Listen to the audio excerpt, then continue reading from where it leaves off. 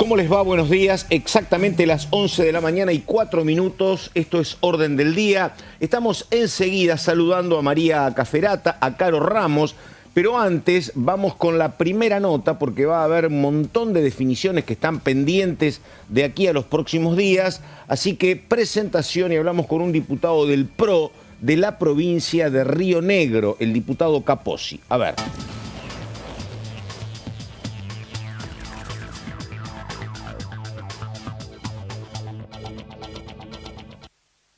Ahí está el diputado Capozzi, hombre del PRO de Río Negro. Diputado, ¿cómo le va? Carlos Méndez lo saluda. ¿Qué dice? Buenos días. Buen día, Carlos. Muchas gracias por comunicarse conmigo. Por favor, gracias a usted. En una típica vivienda rionegrina, parece. ¿Dónde vive usted? ¿En Bariloche o en un otro lugar de la provincia de Río Negro? En Bariloche. Ah, ¿viste? A 18 kilómetros del pueblo. Ah, bueno, un lugar feo debe ser. Bueno, Capozzi, temas menos gratos. A ver, usted obviamente sabe todo lo que está pasando con el tema reforma jubilatoria. Esto se tiene que tratar otra vez en diputados. En lo personal y a nivel de bloque, ¿qué dice usted sobre el PRO en torno al segundo tratamiento de la reforma previsional? ¿Le parece que puede ser parte de los votos que están por la derogación de esta ley y dentro de los 2/3 que se van a alinear ustedes con la Libertad Avanza para resistir? ¿Qué es lo que puede decir sobre el tema? Bueno, oportunamente cuando lo tratamos como bloque en Cámara de Diputados, el nuestro rechazó la propuesta. Teníamos una propia que era la que había liderado la diputada María Eugenia Vidal, que ahora con la aprobación en Cámara de Senadores cuestionamos 3 artículos en particular. Uno que tiene que ver con este reajuste anual para compensar en caso que hubiese alguna diferencia.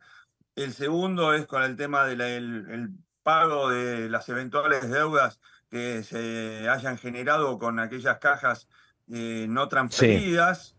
Y el tercero, un piso mínimo para las jubilaciones en caso que el beneficiario tenga un solo aporte.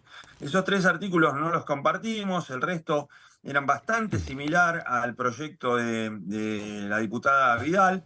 La gran diferencia era que la diputada dejaba en manos del Ejecutivo la forma de liquidar ese 8,1% que se aplicaba al mes de diciembre del año pasado, ¿no? Caro. ¿Qué tal, diputado? Carolina Ramos lo saluda. Bueno, entonces quisiera repreguntarle sobre el tema.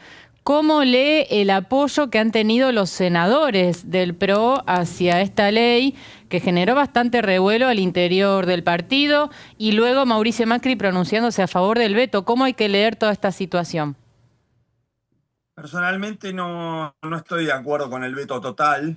Me parece que el informe económico que ha salido del mismo Congreso, que estima que el impacto sería del 0,4, es bastante razonable. E insisto, pero después uno tiene disciplina partidaria. Esto mañana nosotros vamos a tener otra reunión de bloque. En su momento fue acalorada, muy debatido el tema y se decidió primero no dar quórum. Perdón, estoy confundiendo el tema. Tal vez me estoy adelantando. Con el DNU de inteligencia, claro. Sí, a mí también a veces se me confunden, sí. Así que todo bien. Sí, bueno, entonces vuelvo para atrás. Oportunamente nosotros votamos en contra del proyecto, como decía recién, y ahora cuando vuelva al recinto, si es con el veto general, tendremos que tomar una actitud que siempre es.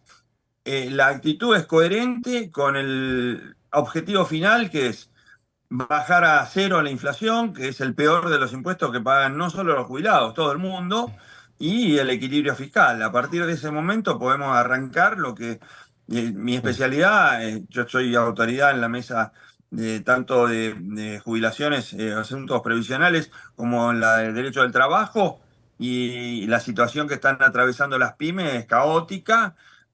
Concretamente lo estamos viendo ahora, hoy mismo ha salido a la luz un proyecto o una acordada de la Cámara de Apelaciones que deja en libertad de acción a los jueces para aplicar la última acordada de la Cámara, que va en el sentido contrario a lo que viene sosteniendo la Corte Suprema, y eso implica indemnizaciones de 10, 15 veces más de lo que correspondería, ¿no? Entonces, Sí. primero ordenemos la caja y después vayamos con esto, que es fundamental para generar trabajo genuino.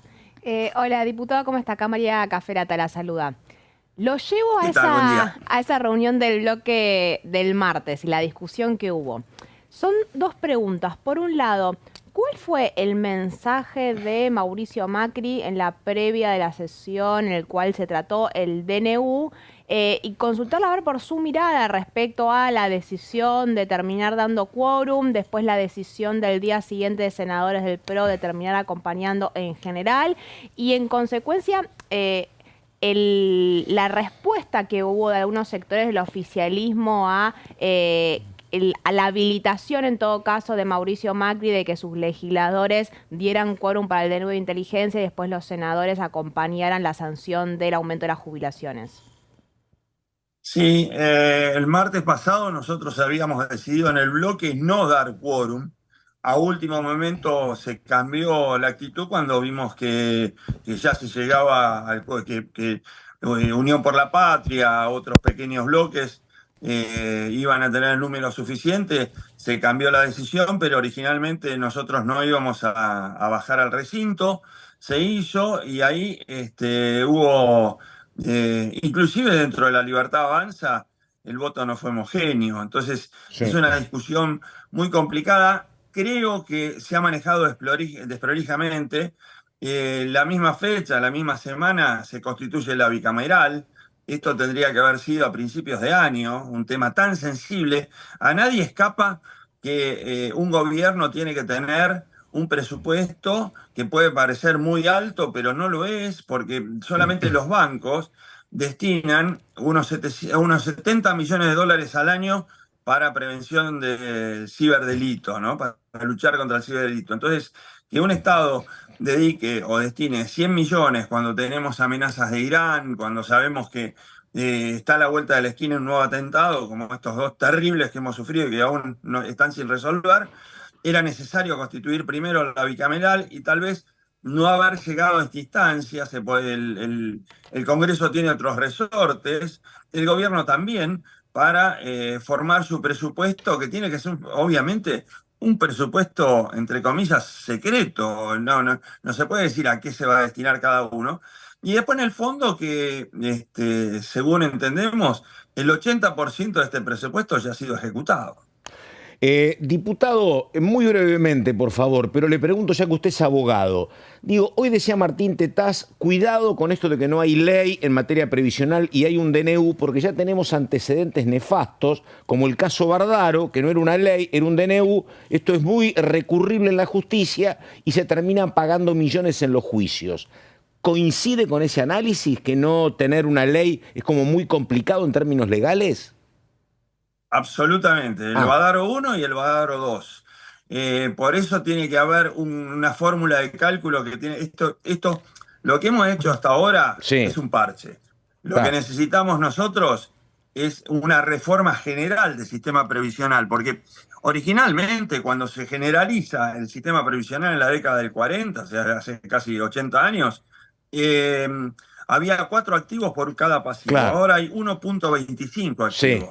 Y los ingresos, los fondos para pagar jubilaciones y pensiones no salen del sistema previsional, vienen de recursos por afuera del sistema, el 50%. Entonces, esto es lo que tenemos que revisar.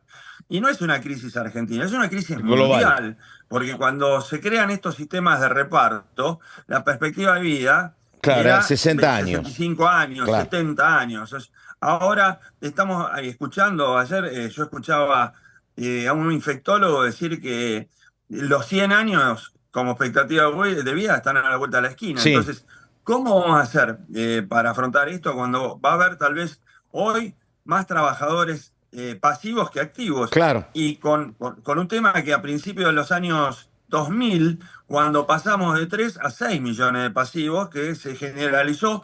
Yo no estoy en desacuerdo, tiene que haber, como en muchos países del mundo, un piso básico que garantice el Estado, no importa si uno estuvo en relación de dependencia o no, si aportó o no, en caso de un ejemplo, por ejemplo, Nueva Zelanda, se le garantizan $1.300 neozelandeses Epa. a quien haya aportado o no. Y después tiene todo un sistema o de reparto o de capitalización.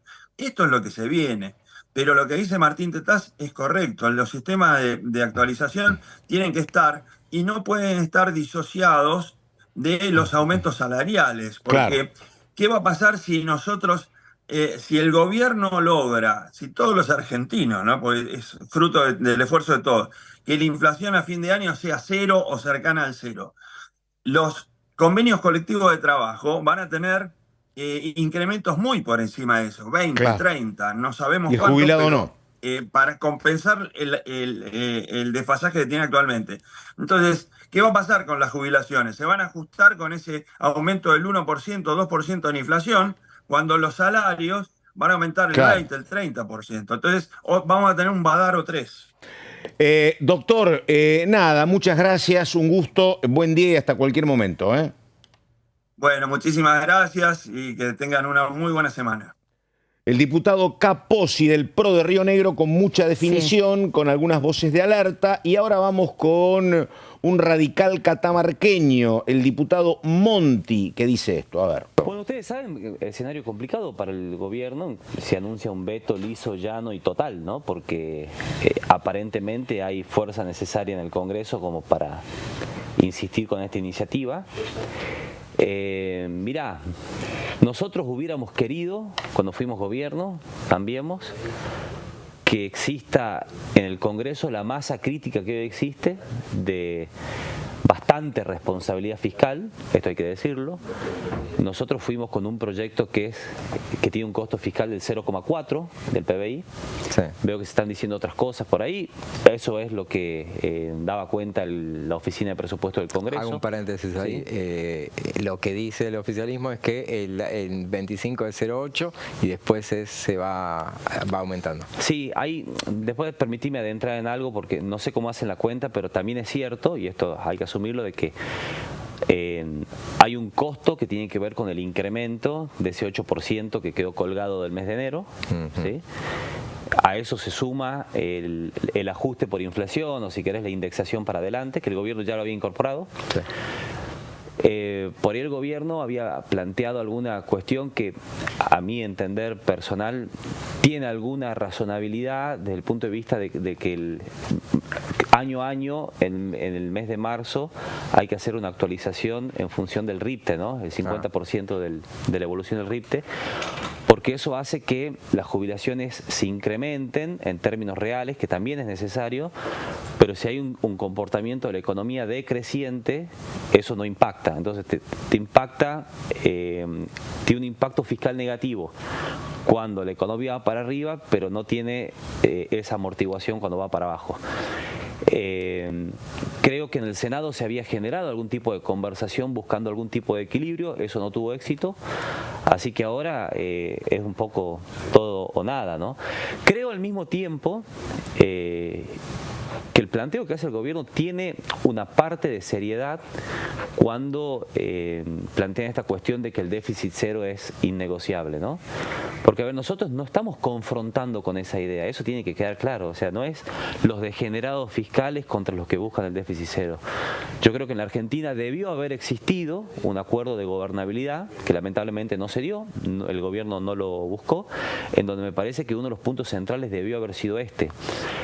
Pero cuando vos decís déficit cero, también tenés que discutir la calidad del ajuste, que yo creo que eso es lo que interpela, ¿no? O sea, se puede buscar el déficit cero de distintas maneras, siempre va a ser un esfuerzo, esto hay que decirlo, pero por ahí el gobierno no tiene esa permeabilidad, ¿no? Para decir, bueno, los jubilados han hecho un esfuerzo, incluso con el incremento que nosotros estamos proponiendo, hacen un esfuerzo, pero al mismo tiempo vemos que en el tema calidad no se puede por ahí conversar. Incluso fíjate vos que nosotros planteamos el tema de los gastos tributarios, los beneficios fiscales e impositivos que tiene, por ejemplo, la industria de Tierra del Fuego, que es algo escandaloso y que creo que deberíamos meterlo a esta altura del año también en el paquete, para que nosotros también demostrar que queremos mejorar la calidad del ajuste, de que no sufran los jubilados, que claramente no son la casta, pero que al mismo tiempo podamos buscar algunas eliminar algunos privilegios sobre lo cual el gobierno ha cabalgado mucho desde el punto de vista discursivo.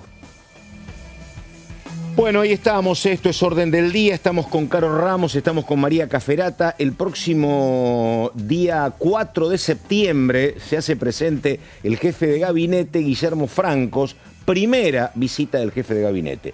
Y después de las definiciones de Capozzi, que estaba acá resumiendo Ramos, dice que hay un montón, 3 o 4 por lo menos. Sí. En un ratito estamos con Caro Ramos y eso, pero antes María Cafferata. ¿De qué hablamos, María? Dale. Vamos a hablar un poco y a diseccionar lo que Epa. fue la votación que terminó rechazando el DNU de los 100.000 millones de fondos reservados para la CIDE, porque están habiendo conversaciones sobre la posibilidad de tratar este tema esta semana en el Senado.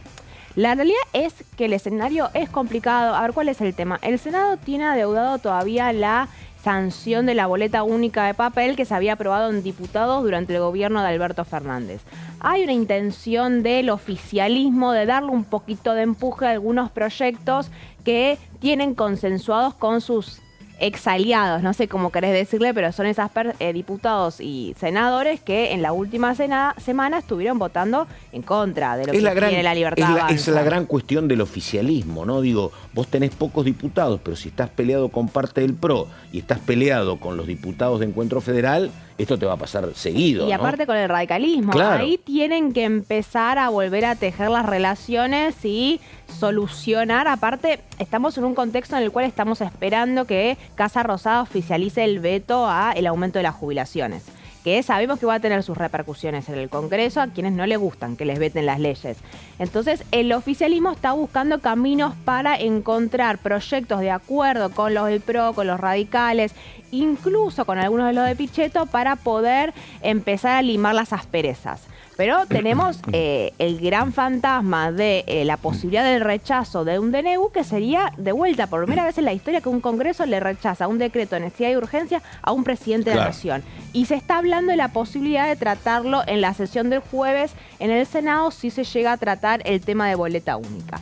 A ver, lo que ya sabíamos, el DNU, uno de los dos DNU vinculados a la inteligencia, lo que hizo fue darle 100.000 millones a título de fondos reservados para la Secretaría de Inteligencia del Estado, ¿no? Fondos reservados es que no hay un seguimiento ni se puede saber específicamente, a menos que seas la bicameral de inteligencia, en qué se utilizaron esos fondos. Y hay una denuncia por parte de los sectores de la oposición de que esos fondos van a ser utilizados para espionar opositores, para armar estrategias en las redes sociales de trolls y ese tipo de cuestiones. Entonces, por eso se lo termina rechazando con un número bastante insólito por lo contundente que fue, que fueron 156 votos a favor. A favor significa a favor del rechazo, porque eran los proyectos que estaban en ese momento. Hubo solo 52 votos en contra, ahí el oficialismo quedó muy solo, después vamos a repasarlo, y muchos ausentes. Estamos hablando de 42 ausentes de varios dirigentes, principalmente del PRO, y también de algunos aliados del gobierno que no querían acompañar al gobierno, pero tampoco le querían votar en contra. Perdóname, 42 ausentes se puede leer también como arreglate solo, digo, puede ser así, que le diga, el PRO que le diga arreglate solo, hasta acá no te banco en esta. Exacto, a ver, son los del PRO que tal vez no querían acompañar el rechazo porque tienen cierta afinidad. Pienso en Hernán Lombardi, por ejemplo, ¿no?, que termina ausentándose, que tienen cierta afinidad con el gobierno nacional, pero termina tomando una decisión todo el bloque PRO a raíz de ese Zoom que hay con Mauricio Macri de decir, bueno, nos estamos diferenciando en algunas bloque cuestiones. Hasta aquí llegó mi amor, me gusta. Bueno, viste igual cómo son las cosas, no está todo roto todavía. Muy poco tiempo después, Mauricio Macri y Javier Milei se juntaron a comer. Comieron milanesa. Las charlas están continuando. Viste, es un tira y afloja en el marco del año que viene electoral, ¿no? Está todo el mundo un poco tensionando y Macri mismo está aprovechando para decirle al presidente de la Nación, bueno, no me gusta cuando en tu entorno me hacen algunas cositas. Pero bueno, vamos a los bloques, el núcleo de los votos por el rechazo. El principal fue, una vez más, Unión por la Patria, que terminó dando 89 votos, ¿no? Ahí hubo solamente 10 ausencias. El desafío de Germán Martínez en ese momento es porque el gobierno nacional presionó mucho a principalmente los gobiernos provinciales para evitar que se terminara rechazando el DNU. Unión por la Patria, el peronismo tiene muchos gobernadores peronistas, entonces lo que tenía que hacer Martínez era gestionar y hacer un poco de control de daños para no tener tantas ausencias, y finalmente terminan siendo 10 los ausentes de Unión por la Patria, que no son votos con el gobierno, sino que terminan no presentándose, como los diputados de Santiago del Estero, algunos de San Juan, algunos de La Rioja, sueltos, que no terminaron apareciendo. Pero el núcleo duro de los votos a favor del rechazo fue de Unión por la Patria. A ver, Unión Cívica Radical fue por lejos la gran incógnita de la sesión de ese día, fue lo que terminó determinando, porque después vino el PRO, ¿no? Pero en su momento lo que iba a definir si se rechazaba o no se rechazaba ese decreto era lo que iba a hacer la Unión Cívica Radical, que finalmente termina siendo la gran mayoría. Claro, que cuando te decían que a lo sumo bajarían 15, te bueno, decían, pasamos, ¿no? El desafío era llegar al 12-15 y finalmente terminan siendo 22 votos. Los negativos son muy pocos y que los repasamos, la gran mayoría es el núcleo duro de los mendocinos alineados con Alfredo Cornejo, que es el sector más mileísta de Unión Cívica Radical. Hubo algunas ausencias bastante resonantes, como fue la del propio jefe de bloque, Rodrigo de Loredo, que estaba en San Francisco, ¿no? En Estados Unidos, con Ritondo y otros legisladores. Con Mayra Mendoza. Sí, que se sacaron esa selfie. Bueno, hubo algunas ausencias que también te ahorrás de alguna manera votar en contra del gobierno, pero atendiendo lo que había sido el reclamo interno en ese momento de la gran mayoría del radicalismo de voltear el DNU de inteligencia. Sí, en la previa de la sesión ya había esta idea de son más los diputados que están dispuestos a rechazar el DNU que los que quieren dar quórum, ¿no? Digo, muchos decían no damos quórum, pero bueno, si se llegase a votar, yo estoy dispuesta a votar en contra, y es lo que termina sucediendo, ¿no? Un importante número, más de la mitad del bloque acompañando el rechazo. Exactamente. Bueno, una vez resuelto la situación de la Unión Cívica Radical, vamos a lo que fue la gran sorpresa de ese día. Ni en el radicalismo, ni los que estaban poroteando en Encuentro Federal se esperaban que el PRO terminara desembarcando, dando quórum en esa sesión, de alguna manera firmando la derrota definitiva del gobierno nacional cuando sucede eso. Porque cuando baja Álvaro González, ¿no?, que había sido uno de los pocos larretistas que quedaron en la Cámara de Diputados, no hubo muchas sorpresas porque había expectativas de que iba a terminar acompañando al Encuentro Federal. Hubo conversaciones incluso con el propio Monzó para hacerlo, pero cuando baja María Eugenia Vidal, cuando empiezan a bajar muchas de las espadas más importantes que tiene Mauricio Macri, bueno, ahí cambió el escenario. Ahí hubo 20 votos afirmativos, 4 negativos. Entre los afirmativos hubo dirigentes como Diego Santilli. Diego Santilli, que si lo lees en las redes sociales, un oficialista más. Es más oficialista que el mismo oficialismo. Pero bueno, en este caso termina votando a favor del rechazo del DNU de inteligencia. Y después las abstenciones y los ausentes, ¿no? Muchas ausencias para evitar votar en contra del gobierno, pero sabiendo que había una definición por parte de las autoridades del PRO de decir, hagan un poco de lío respecto a este tema. Después los últimos, Encuentro Federal, los que organizaron y estuvieron a cargo del poroteo y las negociaciones desde que salió el pedido de la sesión. 13 votos a favor, acá fue la gran mayoría, incluidos Miguel Ángel Pichetto, incluidos López Murphy. Los ausentes fueron los cordobeses. De vuelta, ¿no? La línea que se vio en todos los bloques fue algunas fuerzas provinciales que, presionados por Casa Rosada y por las negociaciones que tienen con los propios gobernadores, terminaron decidiendo ausentarse en el caso de los cordobeses. Coalición Cívica, todos los diputados terminan acompañando el rechazo, el Frente de Izquierda lo mismo, e Innovación Federal, de vuelta en línea con esta postura de los gobiernos provinciales, 4 abstenciones y 4 ausentes, ¿no? Que en la práctica significa un poco lo mismo.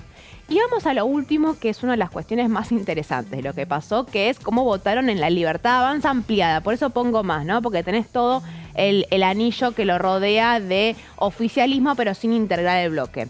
En la Libertad Avanza tenés en contra, es decir, en contra de que se rechace el DNU, tenés 33 votos efectivamente de la Libertad Avanza, 3 del MID y yo te pongo a los 3 de los tucumanos de Independencia porque son un poco oficialistas. Hubo 4 ausentes. Acá hubo un error de cálculo del propio oficialismo, de tener ausencias que no pensaban. Y lo más llamativo, hubo 2 votos a favor. Bonacci una, ¿no? Creo. No, Píparo. Píparo, claro. Las de Buenos Aires Libre. Carolina, y sí. una última cuestión.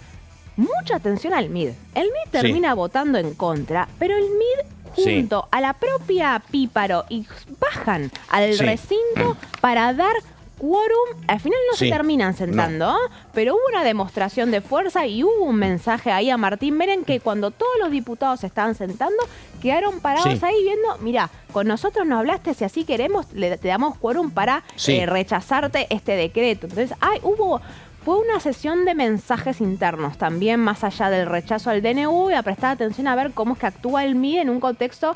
Después lo charlamos con lo que está pasando con la diputada Lourdes Arrieta. Efectivamente, hablando de eso, recordamos que el tema Lourdes Arrieta, que habló bastante por radio esta mañana y se manifestó mucho en las redes el fin de semana, lo que uno sabe hasta acá es que mañana se podría definir en el bloque de La Libertad Avanza el futuro de Lourdes Arrieta, que por lo que uno está viendo parece más cercana a la salida del bloque que a la permanencia, por lo menos de ella. Pero bueno, todavía el tema no está resuelto. Vamos a contar todo lo que sabemos en un ratito. Esto es Orden del Día, 11:30 de la mañana. Ya venimos.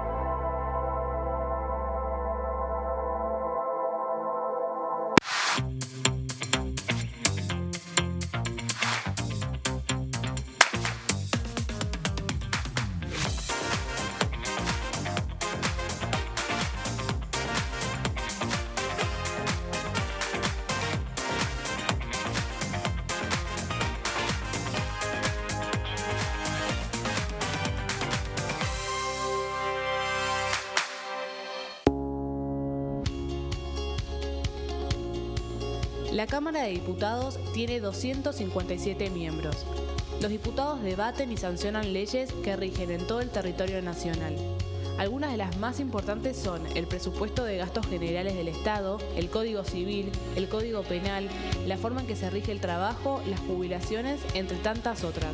Además, controla y hace un seguimiento de las políticas del Poder Ejecutivo a través de la visita de diferentes funcionarios o el pedido de informes, así como la posibilidad de realizar juicios políticos a los funcionarios. La duración de los mandatos de los diputados es de 4 años y pueden ser reelegidos indefinidamente.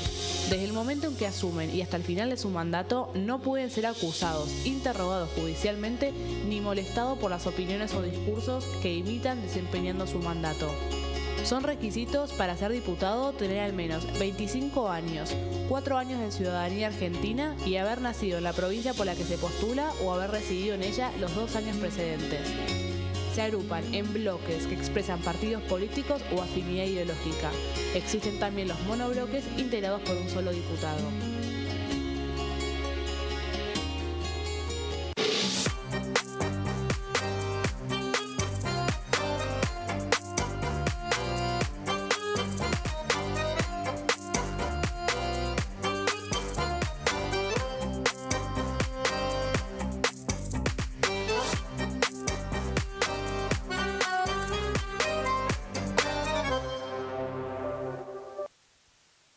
En este momento, millones de niños y niñas tienen desnutrición severa. Algunos están tan débiles que apenas pueden pararse. Pero con tu ayuda podemos salvar a los niños. Este alimento terapéutico listo para usar está lleno de vitaminas y nutrientes esenciales que ayudan a los niños y a las niñas a recuperarse de la desnutrición. Gracias a personas como vos, ayudamos a salvar a millones de niños cada año. Da un simple paso. Dona ahora y ayúdanos a seguir salvando vidas. ¿Qué diferencia hay entre la Cámara de Diputados y la Cámara de Senadores? La Cámara de Diputados representa al pueblo de la nación argentina.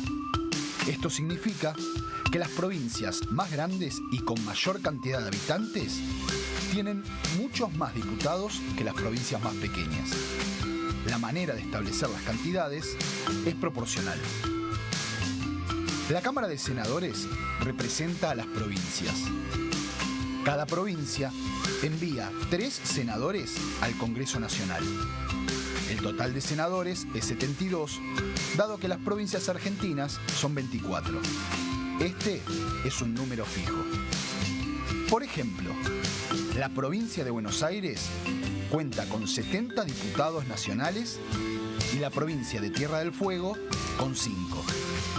Pero tanto la provincia de Buenos Aires como la de Tierra del Fuego cuentan con 3 representantes cada una en el Senado de la Nación.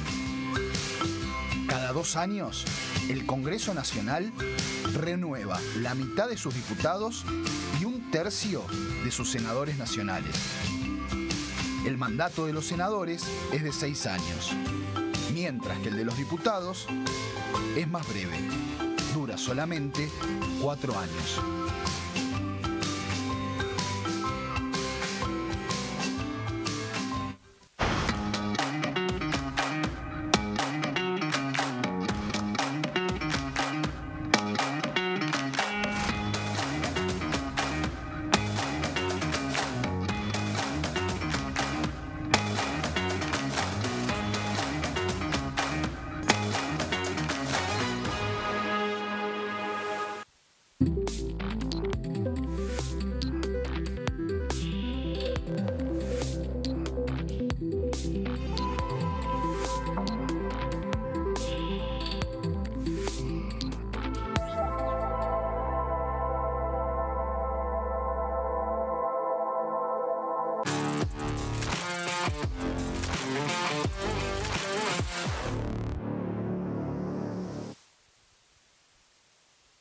Las 10 de la mañana con 35 minutos, enseguida viene el diputado de la Unión Cívica Radical de Corrientes, Aguirre, también la tenemos a Caro Ramos, pero yo planteaba lo que tengo como dato, si querés, formal, es mañana tratamiento en el bloque de La Libertad Avanza del tema Rieta, ¿no? ¿Es sí, eso? Sí, a ver, el bloque habitualmente se reúne los días martes, bien entrada la tarde. Esta reunión tiene un color particular porque, como decía María en el bloque anterior, está todo dado o hay una idea mayoritaria, digamos, de que la diputada Lourdes Arrieta finalmente sea expulsada. Como bien dijiste también, ella tuiteó el fin de semana, reveló el contenido de varios chats donde se puede ver cómo se gestó el traslado a Ezeiza. Incluso anoche también reveló el contenido de un supuesto, ella le llama decreto reglamentario, donde se habla de la posibilidad de darle la libertad a los represores presos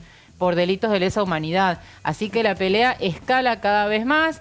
También se habla de la posibilidad de que la salida de Arrieta arrastre a otras 2 diputadas, que son Rocío Bonacci de Santa Fe y Marcela Pagano de Provincia de Buenos Aires. Así que todas las miradas mañana, creo, van a estar puestas en este tema, que no ayuda para nada a la Libertad Avanza en momentos donde necesita justamente mostrar fortaleza, mostrar número exactamente, y además sería el tercer desmembramiento del bloque que ya tuvo la partida primero de Carolina Píparo en su momento y luego de Oscar Sago, así que malas noticias para un bloque en extrema minoría, Pato. Sí, y ahí un poco el contexto. Hasta ahora hubo un cambio de postura de parte de la conducción de la Libertad Avanza. Hasta ahora la estrategia desde que se termina destapando la visita al penal de Ezeiza y el encuentro con represores condenados por delitos de lesa humanidad era contener, no hacer ruido, que no hicieran declaraciones, no sacaran comunicados y mantener a todos los diputados adentro del bloque.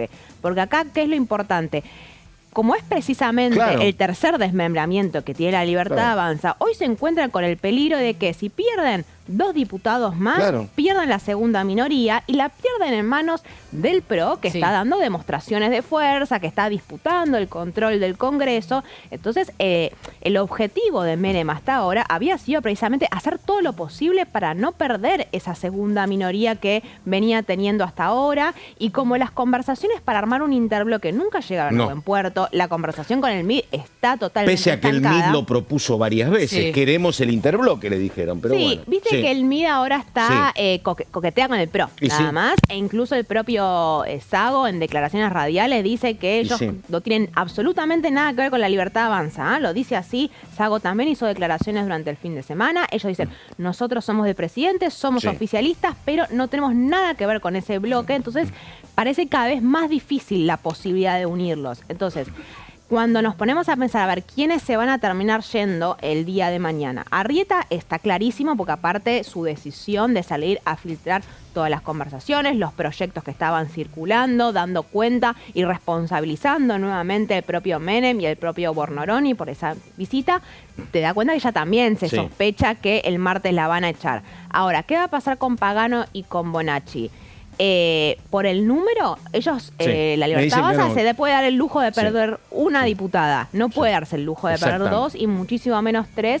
Así que seguramente entre hoy y mañana van a ser días de intensos, de conversaciones, a ver cómo se resuelve con cierta gracia. Algo que terminó ya explotando hace un par de semanas, que la semana pasada terminó a los gritos, con la seguridad ingresando a el propio bloque, y ya para hacer un poco de borrón y cuenta nueva y seguir. Habría que repasar el caso del diputado Luque de Catamarca, donde estaba el hijo acusado del asesinato de María Soledad Morales, pero en estos 40 años tampoco hay demasiado dato. Creo que debe haber un caso o dos sobre diputados expulsados de su bloque. Pero bueno, por eso sí. Una cosa es expulsarla del bloque y otra de la Cámara. Claro, por eso digo. Por eso digo expulsados del bloque, yo no recuerdo. No, pero Lilia Lemoine. Porque Lilia Lemoine pidió la expulsión de la Cámara. No, yo digo de los bloques, yo no recuerdo muchos casos. Expulsión de bloque habría que ver, habría que revisar. Habría que buscar antecedentes. Bueno, a ver, faltan 20 minutos para las 12. Enseguida venimos con Caro Ramos, ya pasó María Caferata, pero ahora el diputado, el Colorado, el diputado Aguirre de la Unión Cívica Radical de Corrientes. Mire, en realidad vivimos una hipocresía porque el dinero existe, la plata está para nuestros jubilados y este es un gravísimo error que estamos cometiendo siempre los argentinos. Nuestros jubilados son nuestros mayores con experiencia, con mucha riqueza en experiencia y conocimiento. Y es a quien máximo tenemos que prestarle atención, porque son los que nos dicen lo que pasó, lo que nos está pasando y lo que nos puede ocurrir, por el conocimiento que ellos tienen. Pero acá pareciera ser que nuestros abuelos no tienen que vivir en nuestra casa, tienen que vivir en un asilo y tienen que vivir con lo que se le da cuando se le ocurra a alguien. Este es un gravísimo error. Por eso yo no comparto este criterio del gobierno nacional de que prefiere vetar antes que hacer. Y yo le digo que existe la plata. Y si no me explica usted de dónde iba a sacar los 100.000 millones de pesos para el CIDE, o la CIDE, como se dice, que es la Central de Inteligencia del Estado, dígame usted de dónde iba a sacar entonces los 100.000 millones si no tenía. Entonces, estamos queriendo gastar en tiempo de paz, en tiempo de tranquilidad interna, más allá de los problemas que tenemos en seguridad, que es otra cosa, pero tenemos que combatir. Nosotros tenemos hoy en la Nación 104.000 hombres entre prefectura, gendarmería, la PCA y la Policía Federal, más las policías provinciales. En el caso de Santa Fe tiene 22.000 hombres de seguridad, lo que significa que ese tema se puede solucionar y tenemos que solucionar. Ahora, a nuestros abuelos no les podemos dejar como se nos ocurre. Y más allá, repito, yo siempre critiqué al kirchnerismo la manera en que manejaba esta situación. Yo no compartía y lo he manifestado expresamente, porque si no cuidamos a nuestros padres, quienes nos dieron la experiencia y la vida a nosotros, ¿qué esperamos de que nuestros hijos nos den si nosotros estamos dando el ejemplo de que no nos importan nuestros abuelos, no nos importan nuestros padres y cómo le estamos dando el ejemplo a nuestros hijos cuando ven eso, o nuestros nietos y muchos de nosotros? Entonces, estas cosas es lo que a mí me duele realmente.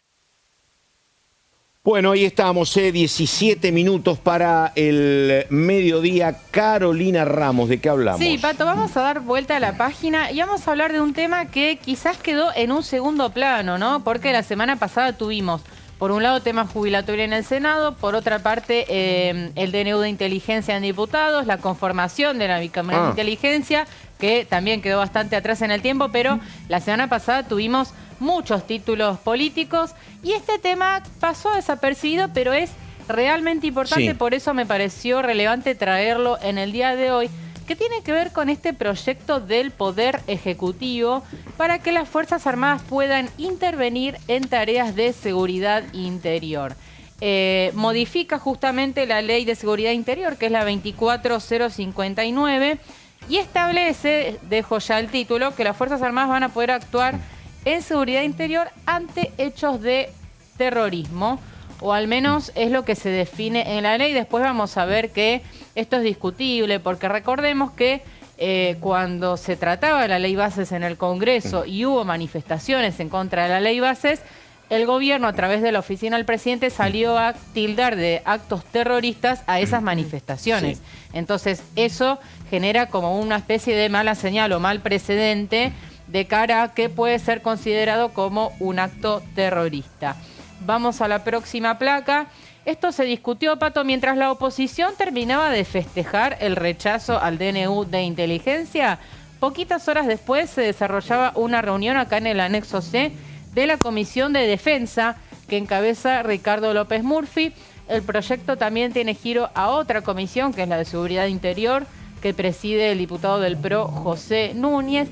Y a esta primera reunión vino Luis Petri, el ministro de Defensa, y la verdad que Petri tiene toda una trayectoria como diputado, fue diputado varios años, y la verdad que dio muestras de cierto oficio, ¿no?, para discutir mano a mano con los diputados, para responder las preguntas. Muy enfático, traje tan solo una de sus definiciones.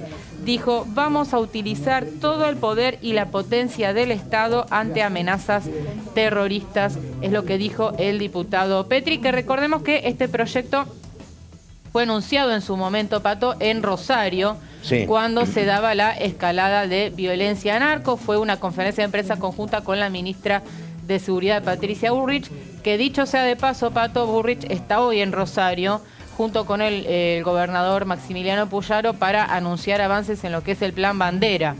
Así que el tema tiene continuidad. Vamos a la próxima placa y nos metemos ya en los detalles de esta iniciativa. ¿Cómo va a funcionar? Bueno, las Fuerzas Armadas van a poder apoyar a las Fuerzas de Seguridad Interior. Esto va a ser a requerimiento del Comité de Crisis. Recordemos que la Ley de Seguridad Interior habilita a conformar comités de crisis donde participan la Fuerza de Seguridad, la Justicia, el Ejecutivo. Es lo que sucedió justamente en Rosario, ¿no?, donde se conformó este comité de crisis. El comité de crisis tiene que pedir que las Fuerzas Armadas intervengan ante el Ministerio de Defensa, y ahí es que las Fuerzas Armadas van a poder intervenir.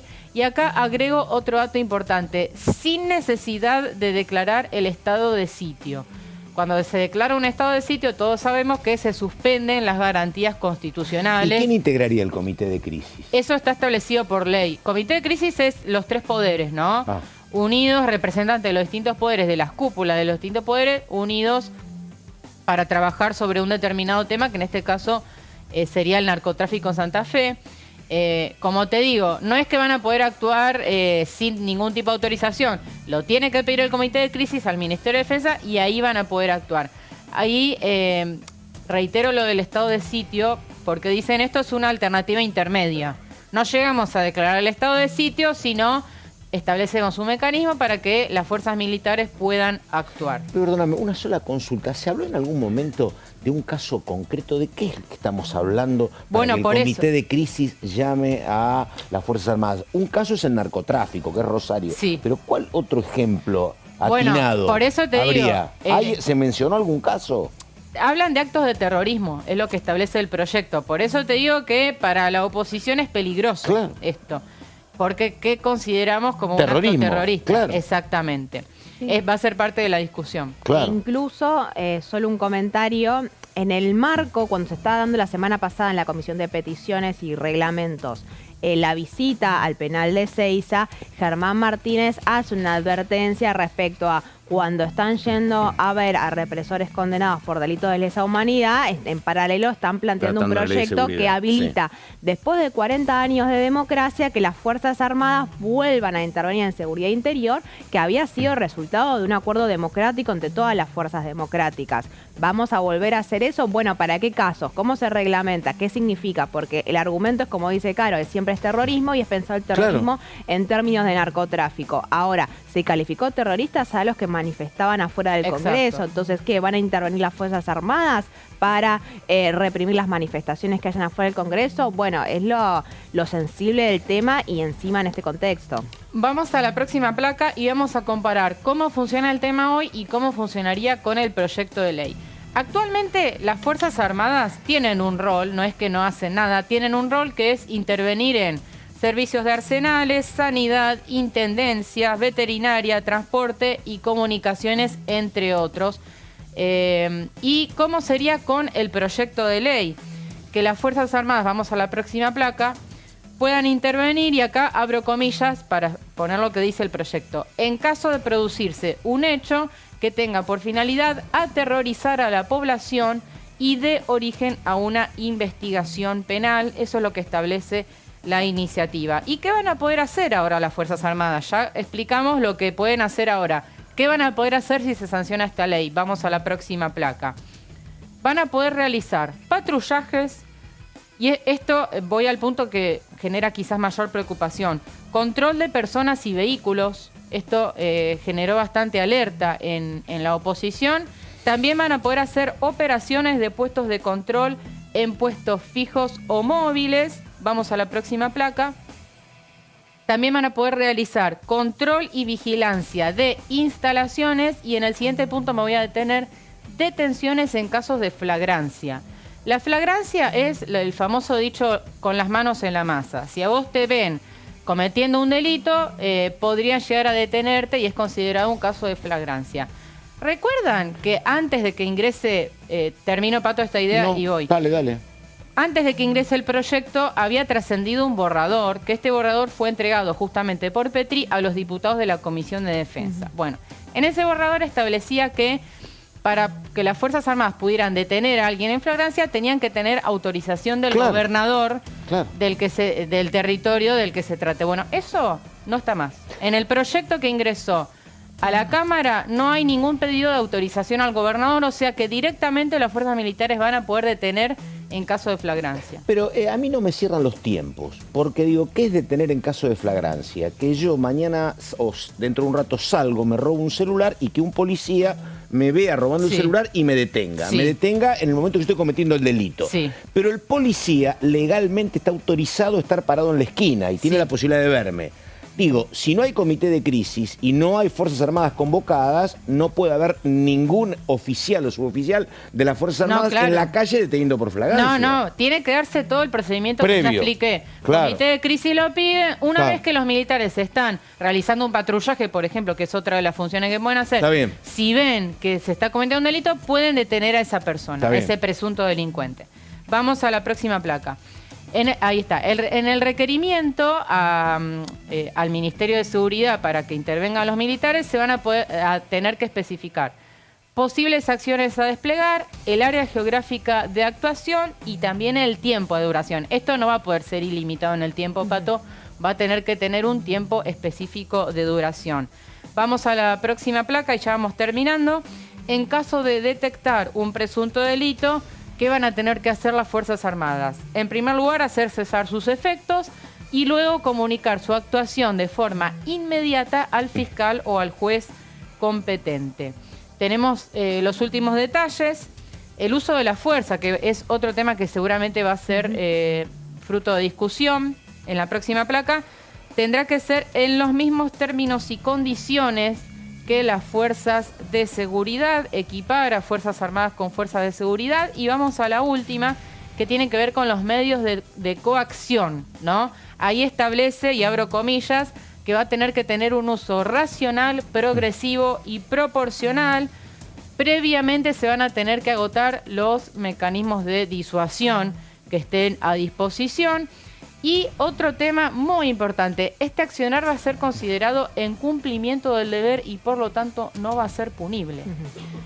Otro tema importante, porque justamente si por ejemplo se repele una movilización, esto no va a ser punible. Con una aclaración, en paralelo se está debatiendo la ampliación de cuándo es no punible el accionar de las fuerzas de seguridad, buscando ampliarlo e interpretando siempre que la proporcionalidad de la fuerza es en beneficio de la fuerza de seguridad. En este caso sería equiparable para las Fuerzas Armadas siempre la interpretación a favor, ¿no? Así que bueno, en esto consiste, Pato, es un tema importante, comenzó a debatirse con la presencia de Luis Petri. En esta semana, por el momento, no está previsto que continúe la discusión, pero es un tema al que el gobierno le quiere dar entidad. Ahora, digo, como síntesis, porque tenemos que terminar, pero para que esto en algún momento se esté tratando y el gobierno consiga los 129 diputados, ¿no debería haber una premisa que sería, primero, ordenar el frente interno La Libertad Avanza? Tratar de acercarte lo más posible y evitar fugas con el PRO y cerrar algunos mínimos acuerdos con parte de la Unión Cívica Radical. No, porque si vos no haces esto, digo, para cualquier... Estás insinuando que falta mucho. No, siempre piensan... no, yo lo que digo es que la verdad, me parece muy lícito que el gobierno quiera esto, pero vos tenés que trabajar por una masa crítica de 129 diputados, si no vas a terminar chocando con todo, ¿a eso me refiero? Ahí te hago solo una aclaración. El oficialismo también tiene una postura de bombardear con muchos proyectos de ley y muchas discusiones y generar agenda y generar ruido, y eso también forma parte de una estrategia del propio gobierno nacional. Ahora, puntualmente el proyecto que presentaba Caro, hay una intención de empujarlo, se está hablando ya hace varios meses, circularon varios borradores y hay un interés del gobierno nacional de hacerlo, de la misma manera que se quiere hacer la reforma del sistema penal en el caso de ampliar el uso proporcional de la fuerza. Ahora, de vuelta, también le sirve al gobierno tener muchos temas abiertos en simultáneo. Porque bueno, entre el lío de elefantes pasa más desapercibido. Lo último, digo, esta semana que está empezando hoy viene el tema, se trata el pliego de García Mansilla, me parece. Exacto, el día miércoles, Comisión de Acuerdos del Senado, una semana después de la presentación del hijo, y luego ya va a ser el turno de los dictámenes y de las negociaciones, ¿no? En definitiva. Sí, donde hablando de temas que todavía falta un largo trecho todavía, no está cerrado el pliego, ni el hijo ni de Mansilla. No, y menos cuando dice que la idea es que sean o los dos o nada, es más trabajoso eso.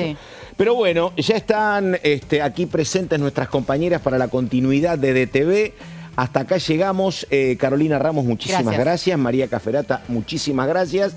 Nosotros nos reencontramos mañana otra vez a las 11 de la mañana con Orden del Día.